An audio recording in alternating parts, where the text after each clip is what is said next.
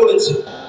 পরবর্তীকালে আমি যাতে মিটিং না করতে পারি, আমার হেলিকপ্টার পর্যন্ত রেড করেছে ইনকাম ট্যাক্স দিয়ে।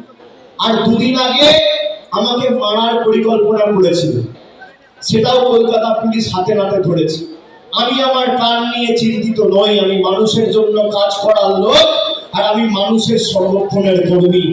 মানুষের আস্থা ভালোবাসা যদি আমার সাথে থাকে, মানুষের জনসমর্থন যদি আমার সাথে থাকে, পৃথিবীর কোন শক্তি আমার কেশাগ্র স্পর্শ করতে পারবে না, এই বিশ্বাস আমি রাখি। প্রয়োজনে দেব মোরা এক নদী রক্ত, হোক না পথের বাধা প্রস্তুর শক্ত। অবিরাম লড়াইয়ের চির সংঘর্ষে একদিন সে পাহাড় তুলবেই, জনতার সংগ্রাম চলবেই। আপনারা ভালো থাকুন। আমি বক্তব্য দীর্ঘায়িত করব না। আমি এখান থেকে আবার জলঙ্গি যাব, সেখান থেকে আবার আমায় কলকাতা ফিরে যেতে হবে আজকে।